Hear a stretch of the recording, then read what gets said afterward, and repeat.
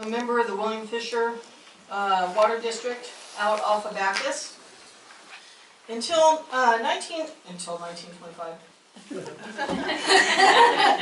Almost, no. Until 2005, the independent William Fisher Water Company provided water from its single well to 20 residents out in that area. The property's off of Stagecoach Lane in Roseman. At that time, 17 of the properties had homes on them and 3 were vacant parcels. In 2005, RCSD receivership of the William Fisher Water Company was received by RCSD. William Fisher, president, had failed to comply with the state water testing and financial reporting requirements. The court ordered her to appear in the court, and because she failed to appear, the court ordered William Fisher to be under receivership under RCSD. In 2006, William Fisher formed an interim board to represent the water interests of the home ratepayers. William Fisher sought guidance from the Rural Water Association and obtained advice from the state that William Fisher wouldn't be granted the court reversal due to the lack of sufficient funds to comply with the arsenic standards at that time. There was a time limit on it, and they were telling us it was going to be approximately a year and a half. And the 18 residents out there, 20 parcels, didn't have the funds to sufficiently provide the arsenic standards. William Fisher accepted the state's recommendations to seek annexation to RCSD to enable them to regulate the water usage rates. William Fisher stakeholders petitioned the RCSD for annexation. We, to date, have not received any unsolicited communications nor resolution of the annexation proposal that was presented to the RCSD board on April 25th, 2006. Today, 2015, since this time, RCSD has spent substantial amount of taxpayer money, several years working on the arsenic issues, and have not finalized a solution to the high levels of arsenic in the water supply that William Fisher families must use. There has been a lack of communication with the William Fisher residents regarding arsenic removal projects and providing safe drinking water. The increased debt to RCSD continues to increase. The increased debt to RCSD for William Fisher's continues to increase as we wait for a resolution. Our water bill monthly flat rate continues to be $83.25, for which $51.75 is strictly paid for RCSD services only. That's just for them to come out daily to check the chlorine levels. Other liabilities include electricity, water testing fees. Our debt to RCSD is now in the thousands and continues to grow each month without proper disclosure to the William Fisher residents. To my knowledge, I'm the only person that gets a monthly statement that shows what the William Fisher residents owe to RCSD, other than their $83.25. High maintenance and repair charges. William Fisher is charged at a higher California rate than if our taxpayers were allowed to hire repairs themselves. The William Fisher debt continues to increase at a higher level than what it normally would be if we were our own water district. My formal request to the RCSD board today, I respectfully request that I be provided a written RCSD plan to bring William Fisher into compliance so I can properly disclose the water situation to prospective buyers of my home, since I'm planning to sell the property and I've already purchased another property. I do have copies for you if you want a copy of these. I have the agenda, which I was coming up to look at and look at all the things, and realizing it was a perfect agenda, put together by, I assumed, the president of the board and the general manager. And so, thinking everything was going down the line, all of a sudden we diverted away from the agenda. All these people sitting here had the same agenda, and you went through doing something else which I couldn't even really pick up with my hearing aids. I don't know what it was due, because somebody said something about something that we were going to delete some of the stuff off the agenda. What happened is, this is a Rosamond Community Service District. I used to sit on this board right there where the good pastor is sitting. We were here when the William Fisher well and the arsenic level was brought to the RCSD, and we did not have any choice. Dolly Wall, who was in charge of the arsenic levels and stuff in Kern County, said we will take the William Fisher plant and we will provide water for them, which is clear. We had a plan set together so that the plan had a line going all the way out there to the William Fisher so we could provide fresh water to that district. We promised him, and even though the board had said, you know, we can't do this, our guy from in charge of the arsenic and stuff in Kern County said, you will do this, and we had no choice. Mr. Glenn was sitting on the board at the same time. He can vouch to the fact that that's what happened to William Fisher. We were going to also send a line different places like that. But what happened is, you have a board elected by the people. You have a president. He's a Christian man. You have a pastor over here who's a Christian man. You have a man over here that works with the church and is a Christian man. Olaf Landsgaard is a Christian man. I don't know about you. Are you a Christian? All right. I know this guy is. And so what happened is, I would like to have you run this district and operate the district for the community. We come to this thing because people elected you. They may have liked it, and they may not have liked it. But I didn't like the guy that went to the White House either, but I still have to do it. I'm probably just showing my ignorance in things like this, but I wish that we would operate this district under God. That we could pray, and that you would give this gentleman right here and the general manager, when they set the agenda together, it's set. Mr. Landsgaard, don't disrupt the meeting. You are a very bright young man. Congratulations. His mother was on the board when I was selected, Mrs. Landsgaard, for the Southern Kern Unified School District. And I'm talking more in my 3 minutes. But I just want you to know, I'm praying for you every day that you have the courage to stand up. Hello, I'm back again. Gail Warnick, my husband Paul and I started the Rosamond Community Watch Program back in October. We came to a meeting, I believe it was in November, and let everybody know that it was up and running. We've taken on a new endeavor. We just adopted Sierra Highway from Avenue A to Rosamond Boulevard. We want to do a cleanup. Even though it's the Community Watch that has adopted it, we want the entire community to be involved.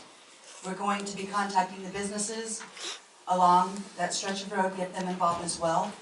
If you're driving down Sierra Highway, you're going to see the signs. They put them up this morning. We're very proud that we can be a part of making a difference in the community, and we want everybody to come out and be a part of it as well. Thank you for your commitment. Thank you. My name is Joe Nissen. I'm a chiropractor here in town. I only got a couple questions. One is, I think we need some transparency regarding the utilization of monies appropriated being used for private litigations. And the second one is regarding some, what do they call them, iPads that seem to be missing from previous board members. I just think that these should be accounted for and explained to the community. That's all I have to say. Thank you. Resident and own a home here in Rosemont that I live in. And I'm really concerned. I haven't been concerned in the past as I should have been. Did not inform myself as to the goings-on of the district here. Didn't even understand it until I started talking. I didn't realize it was the community's water district. I moved from Lancaster. I just figured, you know, this is the water district, like the county, you pay your bill and that's it. You don't have to say it. And especially in these last few months, I've become very interested in all the complaints that I've been hearing. I'm a retired CHP, so I don't believe everything I hear. Rumors are really bad. I get you in a whole lot of trouble, so I tried to fact find, I tried to find out what I could know for truth. To me, it's really important that the rumors stop. The truth is so important, and if you're not sure, just don't believe the person that tells you so-and-so said this, or this happened. You really need to find out who's telling you the truth, because if they got a stake in it, they ain't necessarily gonna tell you the real reason or what's really happening. And that's not right, because this is a community, it's a small community, and we really need to work together. And we really need to quit the backstabbing and the complaining and the me attitude. It's for all. What's best for all. What's best for me may not be best for all. And that's what you have to go by, what is best for the majority of the community, not one or two or three individuals. And it's just very disheartening that I don't see a lot of people looking and searching for the truth. Olaf Slangard, you know John Joyce. I found out you know him well. You're his attorney. John Joyce, I understand, is the owner of the newspaper, the Rosemont News, or is involved with the Rosemont News in some way. And there's a lawsuit that's going on right now with that. There happens to be a question as to whether or not that newspaper is adjudicated, which meaning whether it's a paper that's okayed by the county of Kern. I don't know a lot about that, but I do understand there is a lawsuit regarding that that's been going on for quite a while. Attorney John Gibson, who was Steve Perez's attorney as well as the district's attorney, is the attorney who's representing the clients who are suing John Joyce, for which you are his attorney. When the new board took over at the very first meeting, Gibson was fired, just flat out fired. There was no discussion, he's just fired by Mr. Olaf. And I questioned, and then he told him, you're not here, you're not welcome here, you stay out of here. And it was like, dude, wait a second. This is the community's district, not yours. How can you flat out fire? You didn't even know what's going on in this district. You hadn't been here for a week.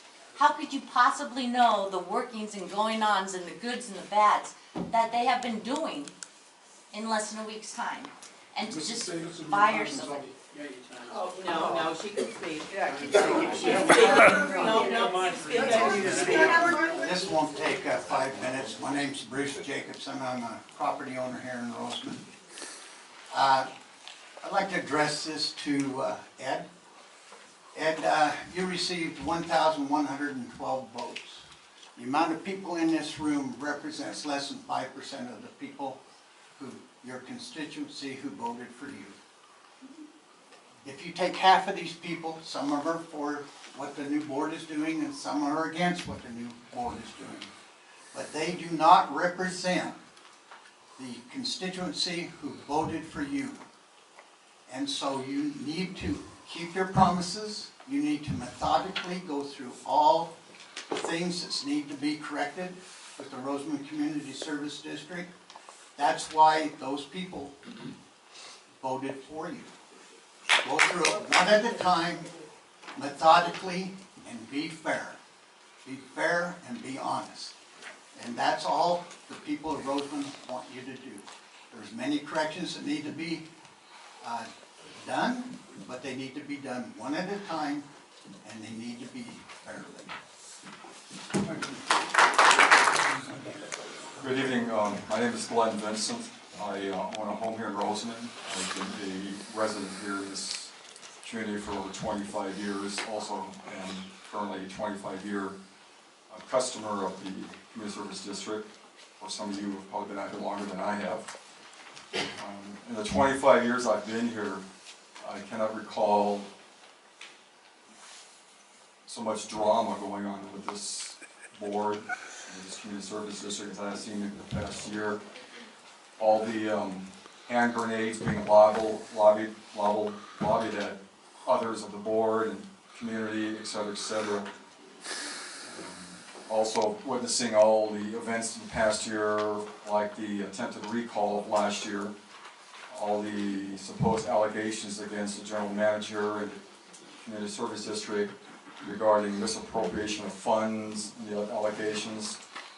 Months and months I've been waiting and hearing for this, and yet I have heard nothing to back that, and where exactly are the allegations and what exactly are that's going on. I would hope that all the bickering and arguing can cease and we move forward.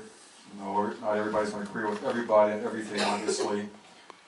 And I would just like to personally see all this stopped and keep our community services moving forward. I understand when Mr. Perez took over his position, our district was in a big financial red hole. I'm not exactly sure how much we were in a hole. There were a number of layoffs, and since he's been here, everything's been turned around. He's got some awards from the state. I believe you were elected a director of directors or something like that. I can't remember the title, so I'm sorry, I apologize for that. So, but that's all I have to say. I just hope we can move forward. Thank you very much for your time. My name is Bonnie Tussingham. I don't live here in Roseman anymore, but my family does. And I just want to say that what I think is, what people need to do is communicate better. If you have questions, don't leave them to the last minute to bring it here, to make it something ugly.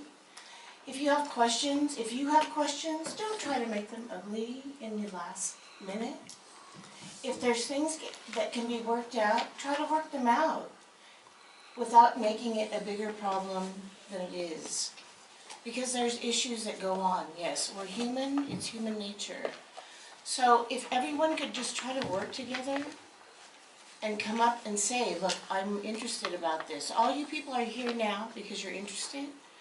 You need to be here beforehand. You need to be here after. You need to be involved, not just now, but after today. And take your time, and if you have questions, bring them. If there's things that you don't know about, if there's things that you're not clear on, work them out. It's a question, just lay it out, and just, can't they be worked out? You know, I care about my family and what will happen here, absolutely, even if I don't live here. But if I ever do come back here to live, I hope that I don't go through this with the ugliness of the people that's happening here. So, that's all I have to say. Thank you. Thank you, everyone, and my thanks to the board to allow us the opportunity to present the test results.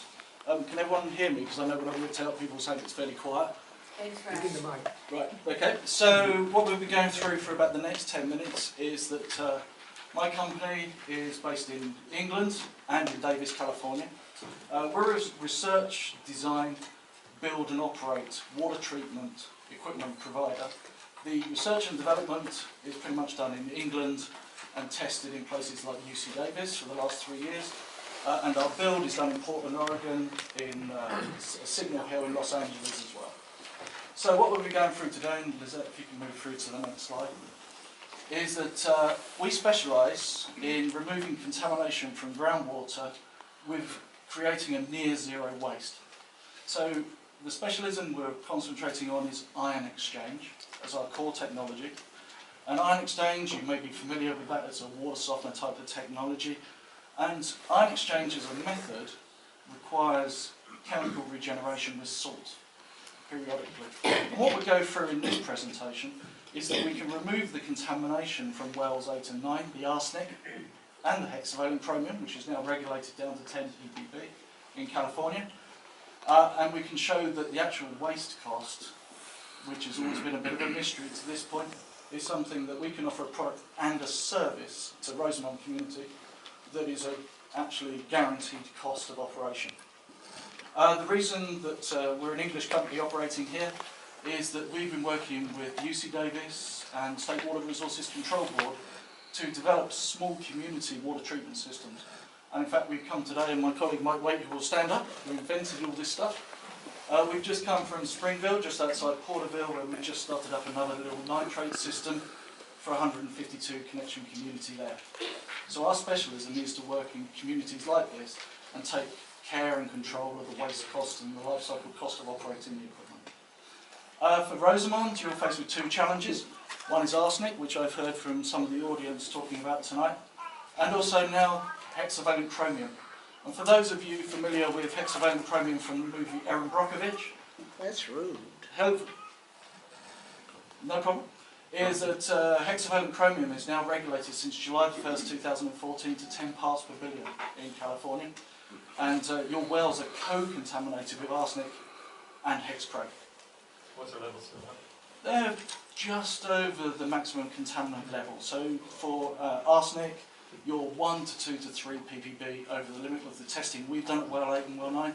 And it's the same for hexchrome, but as soon as you exceed the maximum contaminant level, then that is reported and you're actually under the jurisdiction and the attention of the Division of Drinking Water to do something about it.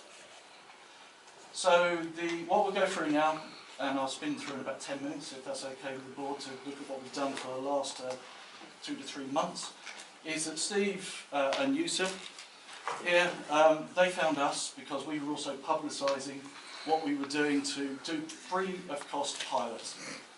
So we're an English company. Last year nobody would have heard of us, and what we've deliberately done as a family-owned British company of 60 years is gone out and done free of cost pilots. So this hasn't cost the community anything apart from a little bit of time. Okay, next slide is that. So we did this with SoCal Creek Water District just south of Santa Cruz. This is a hexchrome system, very similar to the style we're talking about for well 8 and well 9 out here in Rosamond. And featured on the front page of the local newspaper, the Santa Cruz Sentinel, is our treatment, which started there on hexchrome on the 1st of October. This is the first system in California employing this type of ion exchange to treat and remove hexchrome. So where we're famous for is that when we actually treat the water at SoCal Creek, for every 4 million gallons of drinking water we produce, we only create 75 gallons of concentrate waste to dispose of. So it's a vast reduction factor. And that's due to Michael's invention of how we actually, what we call, regenerate that column to make a very small amount of waste. So is that a hazardous waste at that point? Absolutely, and I will go through that in a second. Okay. It's a nice prompt, thank you. Right, okay, so what we do for the pilot trial is that if you imagine we've got a single ion exchange column here, it's the size of a golf bag. We actually put that onto the water well. We put 3 gallons a minute of water from your well through that, and it loads up the ion exchange and exchanges and traps the arsenic and the chrome onto the resin. The reason we do this work is that for customers, quite frankly, the lifetime of the resin, treating the contamination depends on the composition of the water you're treating. So until we do this test, we won't offer a commercial warranty on the performance and the amount of waste, because you've got other things going down there, like what's the level of hexchrome, you've got arsenic. If you're in Los Banos, you've got uranium, and there's a whole bunch of different compensations. Until we physically do this test, we don't feel comfortable to offer a technology or product. So this is like a rash across California for us on hexchrome right now. We've done 21 of these pilots in the last 9 months. It's a lot of folks, so Vacaville, Los Banos, and I can carry on. So if we go on to the next slide, before that resin starts to leak the contamination. So the yellow line, you can see, starts to climb at around about 10,000. That means we treat 10,000 volumes of drinking water for that volume of resin. And this is critical understanding for the community, because when the column of resin is exhausted and starts to leach the contamination, the arsenic, the hexchrome out, that's the end of its life and it has to be taken offline. And the more frequent it's taken offline, the more it costs to run the system. And were you taking the filter out, or were you taking, what is the, I guess, hazardous waste as you? Okay, so what happens, so if you think like your water softener eventually runs out and you go off to Home Depot and recharge it with more salt or that sort of thing, it's kind of in a big brother way exactly the same here. So what happens is that the resin has a capacity to remove the contamination.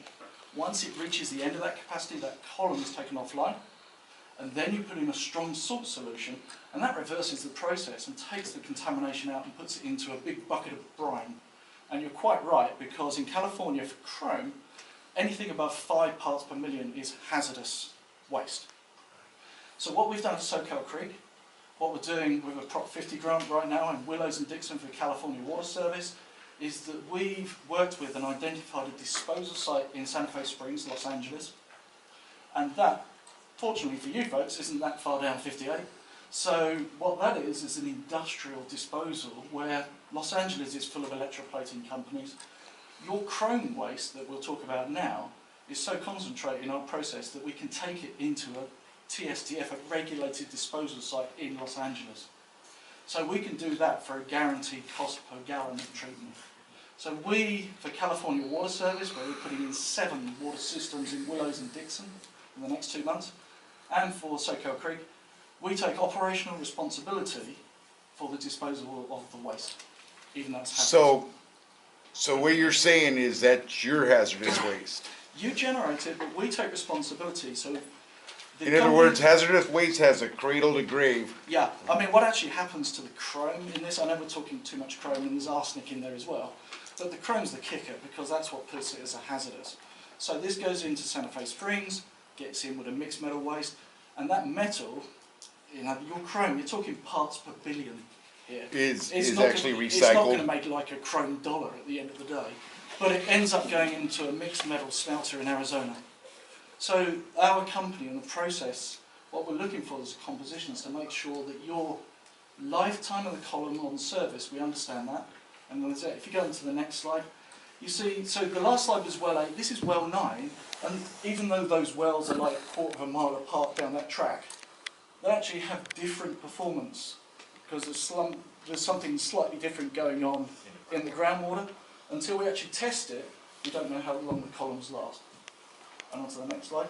So when we take it offline and taking the answer is that the regeneration, where we take it offline and we put a really strong salt solution through it, we've got a very 4-stage process. That little bottle on the right hand side, that's the salty water with chrome in it. Bright urine yellow. So it's typically around about 800 parts per million chrome. You can't take it to Stockton and plate somebody's car bumper, but it's still well over the toxic levels. And what we do, the processes that we got, is that we've got a licensed process with the Division of Drinking Water now from our Soquel Creek work, where we create a very small amount of waste, and this toxic fraction is the one that's collected by the company, which is called Fibertech, in Santa Fe Springs, Los Angeles. Regulated truckers, they take it to the gate, it goes into a mixed metal waste, and it's total life cycle control of the chrome that ends up in the smelter, and the brine goes into a brine line that goes through LA County and out to the ocean ultimately with the chrome removed. So that's the performance bond we offer to, and Cal Water operate under, and also Soquel Creek. So what we end up with is a life cycle cost for operating this, which is what you're all interested in. So for well 9, it's 1,400 gallons a minute. The chrome level, to answer Olaf your point earlier, typically around about 13 ppb. Because the law states that it must not be more than 10, then you have to treat to 20% below the maximum limit for a safety margin. That's the rule from the Division of Drinking Water. So we take 13 parts per billion chrome down to 8, and the same for arsenic. We go below the limit by about 2 ppb. And what you can see on the right hand side is that to regenerate that well site for a whole year is 20 tonnes of salt to actually take that out, and it only creates 20,000 gallons of brine a year. And because you're quite close to Santa Fe Springs, it's about 5 cents to get it, collect it, dispose of it, produce the paperwork and all that sort of good stuff. We, as a company, can't get you to this point without doing that free of charge testing that I talked about earlier. And that's been our philosophy with all our customers right now. We're testing down in Coachella Valley, Indio. You know, everyone's faced with the arsenic, everyone's faced with the hexachrome. And what we're proposing here is that we now know how much it would cost you on the life cycle and how big the capital equipment would be in terms of the pricing. And for the board members, what you've got in the pack, when you go right to the back of it, is actually the capital pricing implications. Obviously that's commercially sensitive to us right now, so that isn't on the screen. But what we do tell the folks is the actual cost of operation. Containerised type system, so you don't have the expense of building a building. The blue items are the ion exchange columns. They're 4 foot diameter, full of the resin, as I said, like a big boy version of your water softener. And the tanks and the briner, so that when you're looking at the pricing list and trying to get over the sticker shock at the end, is that that's the equipment set that comes in with all of that. The resin sizing is determined by our testing. So once we know on that yellow line where it breaks through, we know how much resin you need to treat the wells, and then that drives the size of the equipment. So that's why we give the performance bond, because we know what we have to deal with. Okay. So we, from our testing, know that we need 420 cubic feet of resin per well. We put that into a number of ion exchange columns, as they're called, because then that gives you redundancy and security of treatment. It would be 2 separate systems, and we are designed, but the build and the operation, our operations headquarters is in Davis, California. Our nearest service engineer to you right now is in Riverside. And we build the equipment and fully test it to completion in Portland, Oregon, and in Signal Hill, Los Angeles. So, thank you for the opportunity to present the technology. I'm open to questions. I'll just run with it at this point. Apparently you picked up the third column or the other column today. We're going to, yes. So we've tested for hexchrome, thank you, Steve. We've tested for hexchrome. When we saw that the arsenic as well was a major interest, is that one of the columns inside our system is dedicated purely to removing the arsenic. And so we've had a column on test here for the last few weeks, where we're just absolutely making sure that the resin for that is removing the arsenic as well. So when we give the performance bond, that we know what we're getting into, because we operate on a mutual trust and respect. So if we're offering a family company, 60-year-old, if we offer a performance bond, it is underwritten obviously by insurance, but it's actually our reputation. Quick question. Yes. You've been taking care of the arsenic problem by blending, is that right? Up to now? And this bid you have here is for the chromium only, or for the chromium and the arsenic? That's arsenic and chromium. And is there a separate price that would be the same? No, that's the ticket price you got right in front of you for the whole thing. For chromium would be, whether we got, in other words, you're doing both together regardless? Yes. Okay, and then, has anybody looked at what happened if we blended with, I understand we might have to purchase more AVEC water in the future. If we blend with AVEC, would that take care of the chromium problem? It would. But I need to explain. One of the things they're looking at right now with AVAC having a 0 allocation or a 5% allocation because of the drought, if we take on a blending to mitigate our chromium and our arsenic alone for quite some time, we have a situation where we have a drought again, and AVAC is not a primary water source. They're a secondary water source, and they can't guarantee delivery in that quantity. So if we have to shut down the blend because we're not getting AVAC water, then we're producing water to the system that it has chromium and arsenic, and the liability of that is tremendous. You're looking at a new well too, right? Yes. They don't have that in it? Well, we don't know. We're going to be doing a test well to find out. Possibility of being that. Well, the other thing is, when the adjudication is through, there's going to be other water available we can purchase other than AVEC, is that right? That's correct, but betting on the come on that is kind of, it's not a sure thing yet. We hope to have a secondary market that we can purchase water, but until we get to that point, we have no idea what it's going to be. Now, when the adjudication finalizes, we'll have 2 years before the ramp down, and 5 years until we achieve our total reduction in pumping of the groundwater. So we're like 7 years out if it gets done this year. That's not going to be allowed under the requirements of complying with the new standard.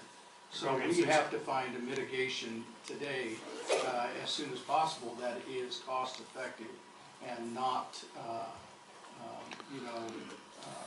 taking a chance. Let me ask you a question this way. If we can't do blending, what would be the cost to mitigate chromium 6 by itself? Or It's the same cost as what you're looking at right now. no, I think you had told us before, or told the people here, that it could be millions of dollars. Yes. Okay? That's the point that I'm trying to make, and from what I'm seeing here, this is a cost-effective system. Well, absolutely, and that's why we brought it in. What we were presented with early on in the Chrome argument was a weak-based treatment. This is a strong-based treatment, is it not, Phil? Yes. This is a strong-based treatment. The INX system did not present itself at any time prior to, what was it that we talked in October, November? Yes, indeed. And when we discovered this and put it on to find out if it would work for us, and we couldn't determine if it was going to be cost effective until INX Phil completed his test. That way he could give us a total cost based on what our water composition was and how the resin reacted to that. In the first test, they had 2 columns on our wells, well 8 and 9. And they discovered that the arsenic was being taken up also. So what Phil did, he said, I can probably supercharge this at no additional cost and accomplish the arsenic removal. So basically what you're doing is trying to find how you can cut the cost. And he has basically gave you a heck of a deal to take care of arsenic along with the chromium. That's why there's not a break in trying to split on a test well to determine if there's an area absent of arsenic and chromium. That is what the test well is going to do. As long as we're working down that line, we will get time to find a suitable mitigation. And that's exactly what we're doing. We have 4 consecutive with bad chromium, and then we'll be cited by the state to do something about it. Is that tank on Don Road in the church just in our, Yeah, that's ours. no, I'm not talking about that, is it in the jurisdiction of the water, when they're regulating the water? The tank itself? Yes. I believe it is in the juice. Somebody said it wasn't. It could be right outside, but it's real close. I know that the line is south of William Fisher. William Fisher's not in the basin, and you know where that's at, on Stagecoach off of Bacchus. And the line runs easterly from there. It could just catch the back part of the mountain behind Well, the if farmhouse. it's not, can you drill a well there? No, We had something we talked about in closed session. Oh, okay. no, you can't drill a well up gradient in an adjudicated process phase. It's against the law. You know, the technology that you're showing us here tonight alleviates a lot of problems for us in the future if we can't draw the water from AVAC or we can't get it from other sources. We can still meet the state standards that they have. Yes, and with the large number of clients I'm working with right now, especially on hexachrome, is that the previous studies you're probably referring to about the capital pricing you would have seen before. There is some suggestion that pricing is based on one site in California, which was a Chrome 6 concentration, which was actually contamination rather than naturally occurring in the second one. So we know our costs from selling 8 systems, and 7 of those to California Water Service Company, who are a big outfit for Willers and Dixon. And we understand our market position with that pricing that you're looking at, and we think it's compelling. I might add one other thing. With the test well, if we find a place, the one we're looking at is approximately 2¼ miles away from our well 9 where we tie in. The cost is, the cost of the well, probably in the neighborhood of about $750,000. Then the piping, another couple million or so to pipe it into our system. Still a significant cost. But what the problem is if we put in a new well to handle the volumes that we need, we're going to be hit with the adjudication and limited to about 600 acre-feet a year in pumping. So the cost to pump 600 acre-feet has to be considered in the analysis when we determine well versus INX type of ion exchange to mitigate. And because the board brought up in the last meeting and tasked me with developing a letter for our legislators, I have met with Passantino Anderson and Tom Llewellyn, George Passantino, who used to be in the legislature in various capacities, and he and I met to develop a strategy and not just a letter. A letter, we've discussed and agreed that if you get a letter, it's a letter and it's easy to throw into the trash. But we need to bring a solution or an idea of a solution. And I think that's what the board wanted anyway. And to have a strategy on how we could affect a change. Are we going to change the standard? Probably not.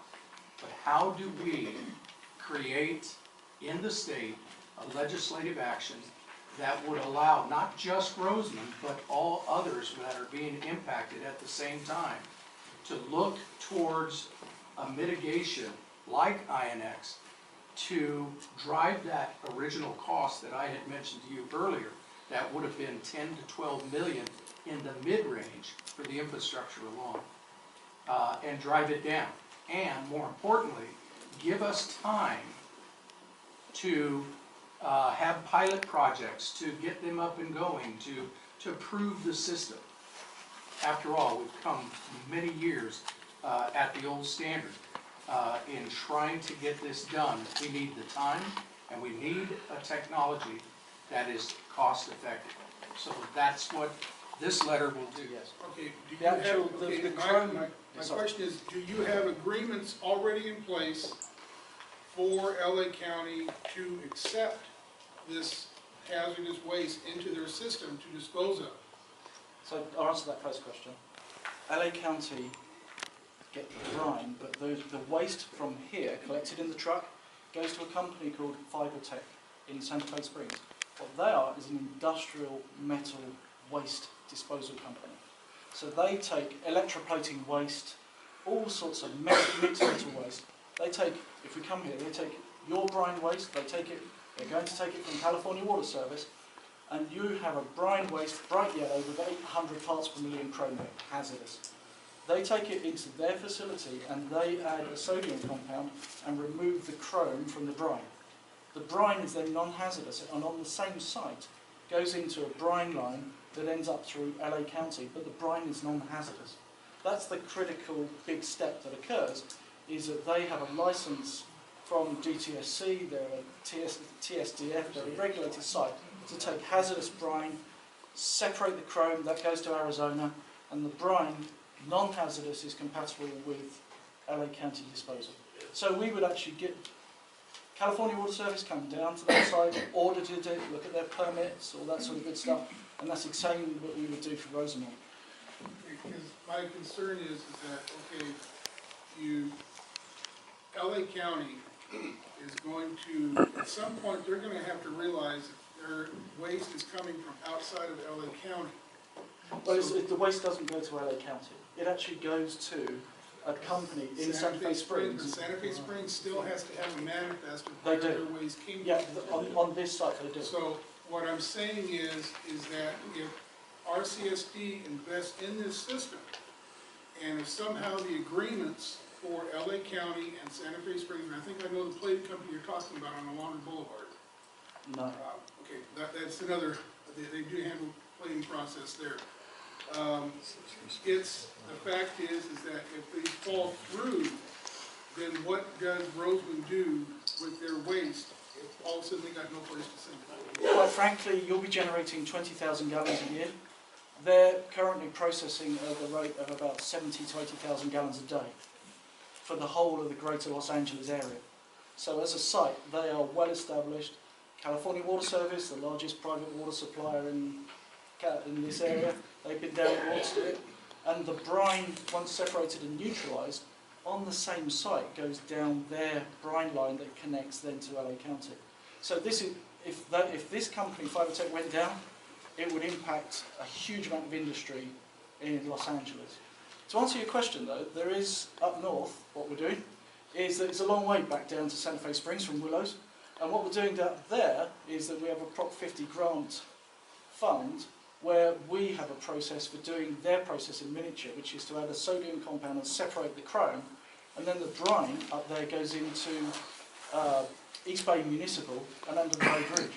So we have development programs at SoCal Creek, in California Water Service, but the one guaranteed down here, and quite frankly, with other districts, not to name any names, but down the Coachella Valley, everyone is going to be looking to dispose of their brine in a very local site because the cost of disposal is the truck. It's not the process. So, you know, at the moment, that company, Fibertech, well established. We will bring, one of the things I think we bring to you is that we've been through this now, we have 4 to 5 different customers, and everyone is looking for performance bonds and disposal, but that's the big question, is that if I'm taking my hazardous rubbish off of your site, I want to know that it doesn't end up in a landfill somewhere. And so we're just as conscious of following the chain all the way to the end as you folks. Is it just adding more cylinders to the system or just purging some So you're not going to like to hear this, but so SoCal Creek Water District is their population is quite active, looking at environmental health and safety. Although the ruling from California State Water Resources Control Board is 10, SoCal Creek, which is the picture of the equipment on the right, if you look past the fat boy in the middle, which is me, they're going down to 2 voluntarily. So I never kind of make comments about the health benefits of the regulations you folks put in California, but we can actually treat to a much lower parts per billion standard. And I can't actually, thank you, Lizette. So the guy on your left, so there's 3 owners of Ironex. There's Mike here, who founded it in 1997. He's the technologist, he invented all the processes. He's the one who's living on running the processes in chemistry. There's myself, and the Wikipedia definition of an English gentleman on the left is Maurice Critchley. It's a family-owned big engineering company out of Britain. You wouldn't have heard of it here because it's all oil, gas and water into the Middle East, Far East. Whereas major investment into the US. So our research and design is all based out of the UK. Our build is all, and the operations is all out of the US. put that money out in a long-term sense? Is it going to be a more sustainable way of achieving what you need to achieve, and is it going to be more cost efficient in the end? Would be responsible for the waste disposal of your device. Is that right, or are we not? Is it right? So what we will offer is a service contract with the equipment, is that we would organise and employ the regulated trucker to collect the waste and take it to the regulated disposal. So I mentioned on there a cost of disposal of $1.05 per gallon. We don't actually add any profit to that because our service is to look after the equipment, but we manage and are responsible for the volume of waste that goes. So Rosamond, by definition of the generator, you're still the ones generating the waste legally, but what we do with you folks is that we enable the disposal, the manifest, all the DTSC inspections, all that sort of good stuff, is to give you a regulated pickup and disposal of the waste. I'm the general manager of the Willow Springs Water Bank, formerly the Antelope Valley Water Bank, but we thought it'd be more appropriate to call it Willow Springs because that's where it is. Originally, we thought we would come to you with this presentation December 23rd, but that was a little close to the holidays, so we thought today was probably a better date to make this presentation. Next slide. Running out of money is bad, running out of water is worse. This is a quote from a wise gentleman named Jack Foley. He was the former chairman of the Metropolitan Water District. Unfortunately, he died recently, but a really interesting character, and he put his finger on money is important, but when you run out of water, you truly know the value of the well. Water's been in the news lately, and I think everybody knows we're in a record drought. Also, we don't know if it's broken yet. And we don't know if the drought has ended, rather. We're operating as a public-private partnership, and in just a minute I'll get to the part of what Rosamond actually does with the bank. One last comment here on advantages of water bank. Groundwater storage is green, and by that what I mean is unlike a surface dam where it floods habitat, it floods archaeological sites, cultural sites, maybe floods agricultural areas, a groundwater bank can be maintained in agriculture, and you, in many cases, wouldn't even know you're going past one except for the occasional well and the occasional percolation pond. But it's considered much, much more environmentally friendly than compared to some of the other big surface reservoirs, which are being evaluated right now for funding under the state water bond. They only get credited for 1,000 acre feet of that is donated to the basin. That was a requirement from Kern County. Are we both the customer and the owner of this company, or what? Yes, you are both, which is why you're a partner. Next slide. So how does this help Rosamond? Well, it's dry year supply, and Steve had talked earlier about the uncertainty of AVEC getting only a 5% allocation of their state project water. Storage is one way to make that reliable. Another is we pay AVEC staff to operate the bank in the field. In other words, we don't open the valves, they do. RCSD. You said AVEC. I'm sorry. I'm sorry. Rosamond, John Houghton and his staff. One of the things you observe from the air now is that it's only 320 acres, but just to the south of you, AVEC has a competing water bank. It appears it's about twice the size as ours is. And how does that affect our ability to water out, if at all? The two banks are compatible. We've done modeling, and they don't interfere with each other operationally. Our bank's actually quite a bit larger. Their size for about 160,000 acre feet of total storage. Ours is about 500,000 acre feet. But we're not at cross purpose. The reason for that is their bank is aimed at meeting local needs, so they will take water in and then use it in the Antelope Valley later. We're not aimed at that. We're aimed at storing water for other water agencies, so they buy capacity in our bank. They put the water, they buy the water themselves, put it in, and then take it out. So other than the fact that the basin gets 10% of any water that's percolated, the two banks operate side by side, but they don't interfere at all. And the city of San Diego is one of the partners, or is that?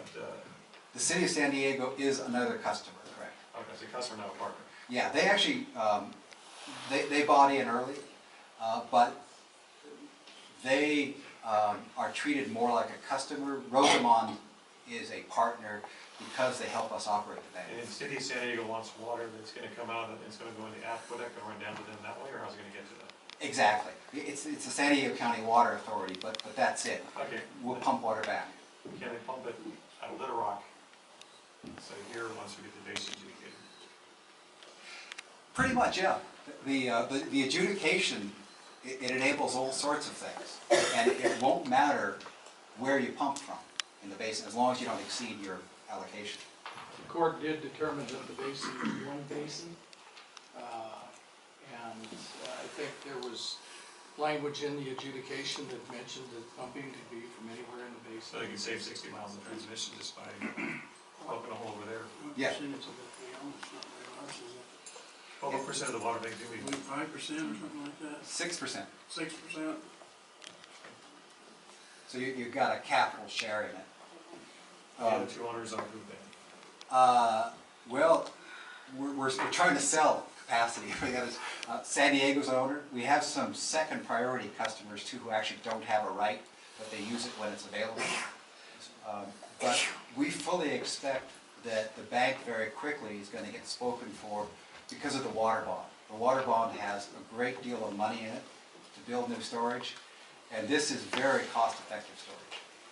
It's both cost-effective and it's green. Plantation made a strong point that the state needs storage. It needs storage for droughts, and it actually needs storage for floods too, the other side of the wet and dry cycle. And storage fixes both problems. Construction going on at the well and wastewater treatment here at the administrative building is slated, two of them, the well and wastewater ponds, to interconnect with Edison on Friday. They wanted to do the admin building, but because we have issues of having to wind down all our data systems and the like, we need time to do that with our servers and everything else. So it's going to be extended, I believe, until the end of the month. But in order to coordinate all of that, Edison had an opportunity to bring on 2 sites, but they only gave the solar folks notice yesterday afternoon. Do you know how long it's going to take us to get our investment back? We have no investment Oh, whatsoever. they have no investment on the solar? That's what I mentioned earlier, because the other day, when I put this together, I told the solar companies, or I told Uson, that I wanted a project that had no out-of-pocket expense from the district and produced an immediate savings. So we have a project, we negotiated a power purchase agreement that will save us from the first day that they start producing power. Save electric? Pardon me? You know how much it'll save on our bill? Well, because we're in a power purchase agreement for net metering, which was not our first option. We wanted an RES-BCT program, but Edison could not handle the capacity when we were ready to go with the full program that was going to be built at the wastewater treatment plant to care for our entire aggregated load. And so we had to split it up into net metering, but it's a 6 cent per kilowatt hour total. There hasn't been much work done on that. I have interested parties that have expressed an interest to participate, and they're waiting. I have not had time to put together an entire project and go out and seek the revenues that are necessary. But I might say that the interest right now is, I wouldn't say significant, but encouraging. Do you have a proposed location for the state park? Yes. There's 2 catch basins just to the south of this building. The deep one adjacent to this building to the south is one.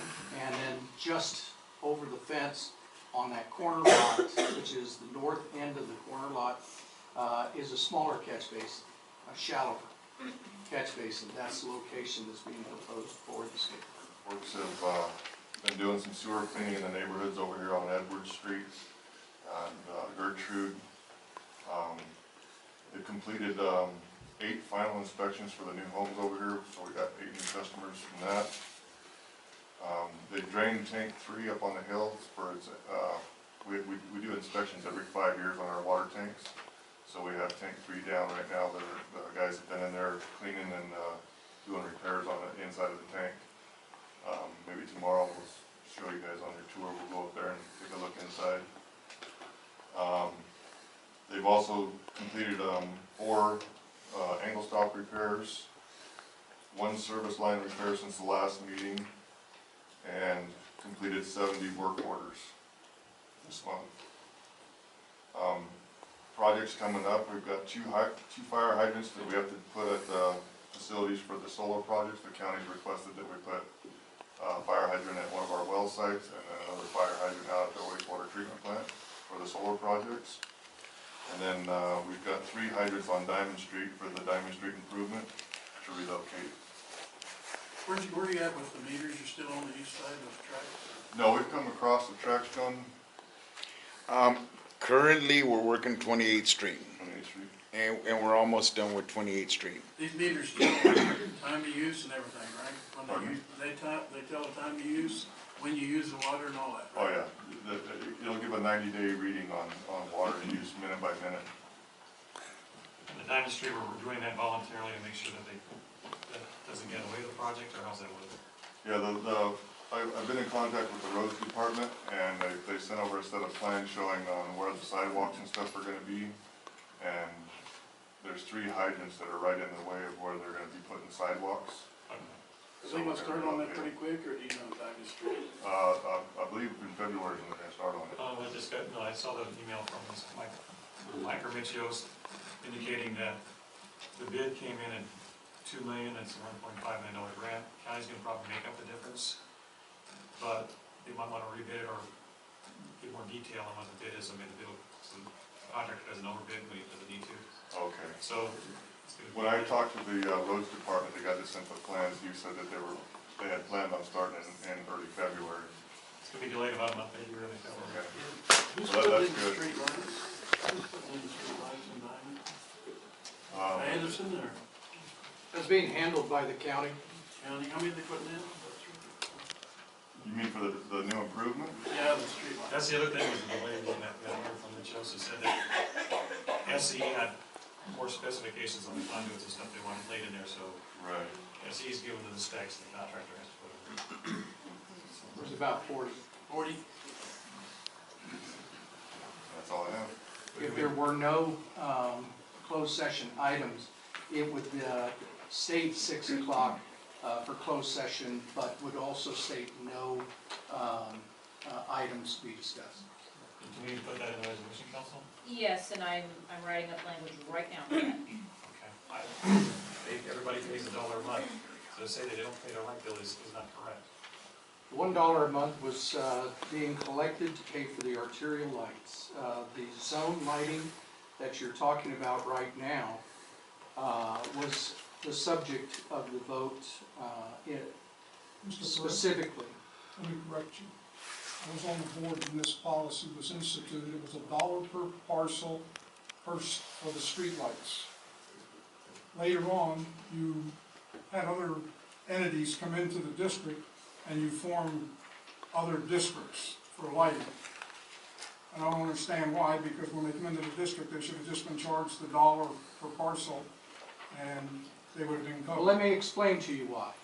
The county of Kern required that all new subdivisions that were created in 2006 had to create a lighting landscape assessment district. That was the requirement in 2006.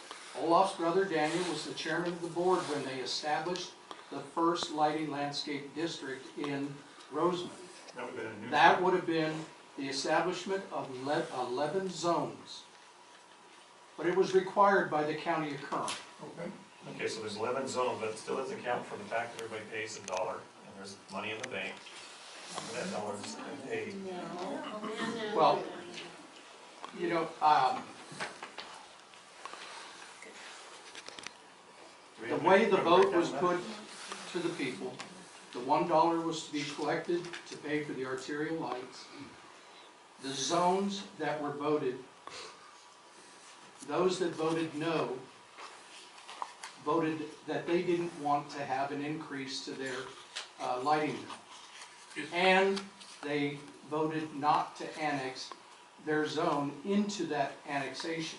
Okay. So therefore, they're not being charged for the lights. So the question would be, if we pay the bill, who is going to pay to keep those lights on? Is it those that are paying the bills today?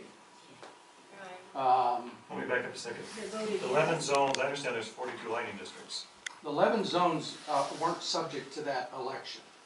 They Okay. were already established. And they're already paying the $1 a month. No, they're already paying $3 or $4 or $5, whatever it is, whatever zone they live in. They have been paying the contemporary rate since they were established in 2006. Okay, the 11 zones, could we cover the entire district or part of it, only part of the district? 11 zones, 11 tracks. 11 of the 42. 11, I think there was 42 that were voting. So there's 42. So that did not include the original annexation. They didn't have to annex into themselves, so they weren't subject to the vote.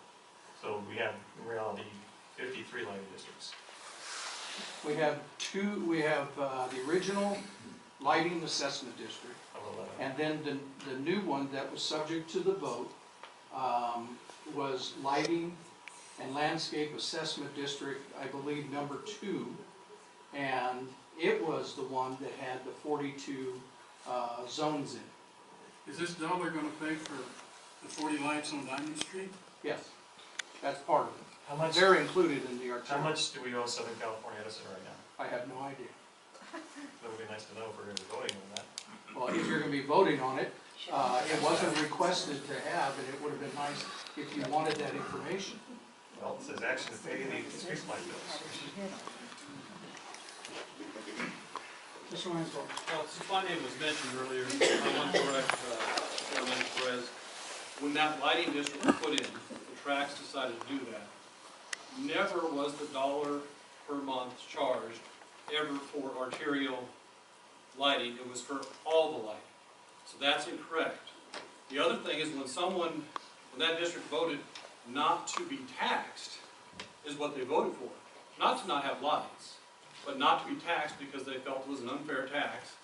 As it was, the first go-round was much higher, and it was failing so badly they had to stop, go back, reset, try again. So the no vote was a don't tax us for lights we're already paying for.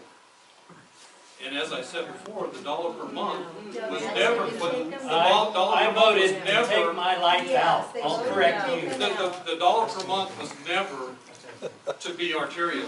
That's just something that's been made up on the fly and was never voted. That's where you're coming from, that the bills haven't been paid. Is there a bill? We are trying to get them turned off with Edison, and it's taken longer because of their process. You brought this issue forward And to I pay want- the bill. And I want to know what the bill is. The bills are going to stop, however, because they are in the process of turning those lights off that aren't being paid for, and eventually, I suppose, they'll remove the infrastructure like they had said. Not so. When Diane Knipple came and spoke to the RMAC, that wasn't the indication I got from her from Southern California Edison. Perhaps we could have her come speak. They removed them from Mojave. I know. I talked to her, she said they weren't in a hurry to do that. Maybe we could have her come speak and give us a bill.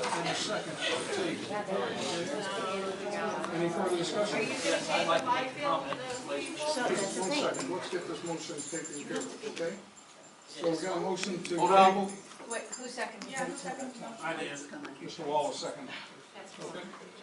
So all those in favor of the motion signify by saying aye. Aye. Opposed? Aye. Mr. Green. We could choose to take money from water and sewer and pay these bills if we vote to do that. So this board can choose to pay those bills if we want to, but it will not be the customers, who are paying it. We'll be taking the money from water and sewer and borrowing it to pay the lights. That's what we will have to do if we do this. Well, there's another option, that we do have something called Point discretionary of money. order, he gave me the floor, he did not give you the floor. Okay, that was fine. It's been tabled.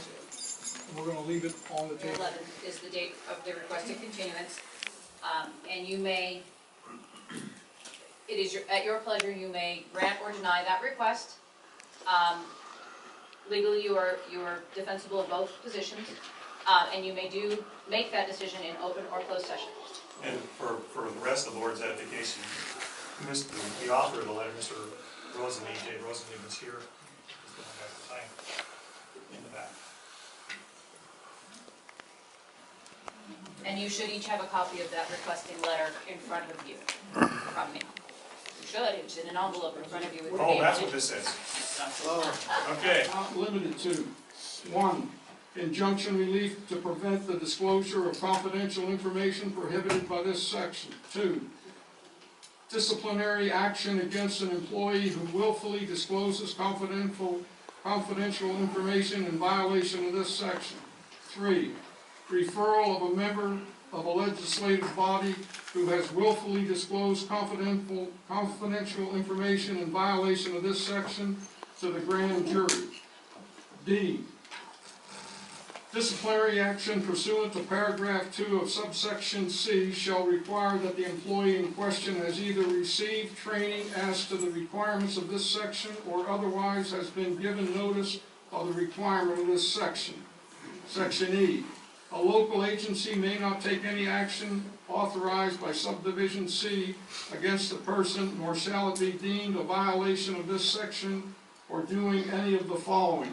Number 1, making a confidential inquiry or complaint to a district attorney or grand jury concerning a perceived violation of law, including disclosing facts to a district attorney or grand jury that are necessary to establish the illegality of the action taken by a legislative body of a local agency or the potential illegality of action that has been subject to deliberation at a closed session if that action were to be taken by a legislative body of a local agency. 2, expression and opinion concerning the propriety or legality of actions taken by a legislative body of a local agency in closed session, including disclosure of the nature and extent of the illegal or potentially illegal action. 3, disclosing information acquired to prohibit disclosure under the whistleblower statutes contained in section 1102.5 of the Labor Code or Article 4.5 commencing with section 53296 of chapter 2 of this code. And we're in recess to go into closed session. In our last meeting, Director Landsgaard had a conflict and conflicted out and left the chambers in regard to Attorney John Gibson's invoice and the payment thereof. I'm asking if that same conflict exists for Director Landsgaard in going into a performance evaluation tonight.